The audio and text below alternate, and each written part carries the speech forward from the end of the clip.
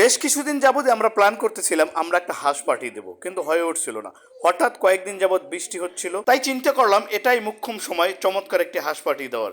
যেই কথা সেই কাজ, আমরা বাজারে চলে গেলাম। বাজার থেকে গুনে গুনে মাত্র 12টি হাঁস নিয়ে আসলাম। আসলে আমাদের লোক ছিল একটু বেশি, প্রায় 29 জন লোক, যার কারণে আমরা 12টি হাঁস নিয়ে নিলাম। খাবারের লোক 29 জন হলেও মূলত কাজের লোক ছিল খুবই কম, যার কারণে আমরা হাঁসগুলোকে বাজার থেকেই ড্রেসিং করে এনেছিলাম, যাতে করে হাঁসগুলোকে পরিষ্কার করতে আমাদের কোনো ঝামেলায় পড়তে না হয়। তারপরে বাসায় এসে দেখি ভাই আসল পশমগুলো এখনো রয়ে গেছে, যার কারণে আমরা গ্যাসের চুলায় একটি সেকিয়ে নিলাম। তাছাড়াও হাঁসের মাংস একটু পুড়িয়ে নিলে খেতে খুবই স্বাদ হয়। যাদের ইতিপূর্বে রান্না করার অভিজ্ঞতা আছে তারা এই বিষয়টা অবশ্যই সহমত পোষণ করবে। ও তোমাদের সাথে কথা বলতে বলতে আমরা কিন্তু মাংস মেরিনেট পর্যন্ত চলে এসেছি। আসলে এই সাইদুল ছেলেটা যে পরিমাণ পরিশ্রম করছে, আপনারা যদি সরাসরি দেখতেন তাহলে বুঝতেন একটা মানুষ কতটা পরিশ্রমী হতে পারে। একদম হাঁস কেনা থেকে শুরু করে সবাইকে বেড়ে খাওয়ানো পর্যন্ত এই ছেলেটা পরিশ্রম করছে, এবং সর্বশেষে নিজে খেয়ে তারপর বাসায় চলে গেছে। এই মশলাগুলো কিন্তু আমার মাখানোর কথা ছিল, কিন্তু ও বলল ভাই আপনার মাখানোর দরকার নাই, আপনার হাত জ্বলাতে পারে, দেন আমি মাখাই, আপনি শুধু আমাকে পরিমাণ বলে দেন এবং এটা দেখিয়ে দেন যে কোনটার পর কোনটা দিতে হবে, আমি সব কাজ করে নিচ্ছি। আসলে হাঁস রান্নার পরে হাঁস থেকে যদি হাঁস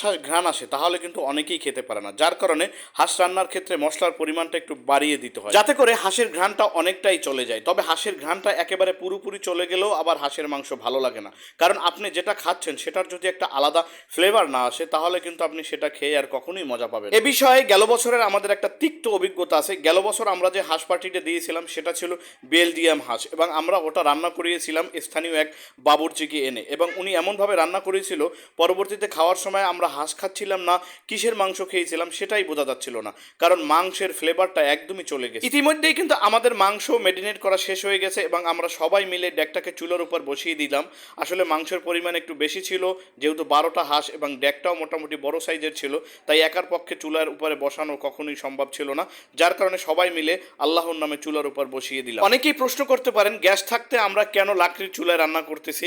আসলে লাকড়ির চুলার রান্নাটা একটু স্পেশাল হয় এবং স্বাদে অনেক বেশি ভালো লাগে। ভিডিওতে এখন যে মানুষটাকে দেখতেছেন ইনি হচ্ছে আমার কলিগ, আমার শ্রদ্ধেয় কার্তিক দাদা। ইনি এখন মুড়ি বানাবে এবং তিনি আশায় আছে কখন আমাদের মাংসটা হয়ে যাবে এবং মাংসের ঝোল দিয়ে সে মুড়ি মাখাবে এবং খাবে। চিন্তা করেন ভাই, মানুষ কতটা মুড়ি মাখানোর পাগল হইলে এত বড় আয়োজনের আগে সে মুড়ি মাখিয়ে খাওয়ার চেষ্টা করতেছে। আমাদের কিন্তু মজাদার হাঁস রান্নাটা শেষ হয়ে গেছে এবং এখন খাওয়া দাওয়ার পর্ব চলেছে। আমি একটু বুদ্ধি করে আমার ম্যানেজার ছাড়ের পাশে বসেছিলাম, কারণ বড়দের পাশে বসে খাওয়া দাওয়া করলে একটু বেশি ভাগে পড়ে, কারণ অনেক সময় বড়রা না খেয়েও ছোটদের পাতে তুলে দেয়, তখন খাবারটা একটু বেশিই খাওয়া যায়। এটা কিন্তু একটা সিক্রেট বিষয় ভাই, আপনাদের কাছে শেয়ার করে দিলাম, আপনারাও এই টেকনিকটা ভবিষ্যতে অবলম্বন করতে পারেন। ভাই বিশ্বাস করেন আজকের হাঁস রান্নাটা এতটাই মজাদার হয়েছে যে আমার মনে হচ্ছিল যে আমার জীবনে এত সুন্দর হাঁস রান্না আর কখনো করতে পারিনি, এবং এত সুন্দর মজাদার হাঁস রান্না কখনো খাইও। এটা শুধু আমি না, উপস্থিত যারা যারা এখানে ছিলেন এবং যারা যারা খেয়েছে সবাই এই বিষয়টায় একমত পোষণ করেছে। আল্লাহ হাফেজ।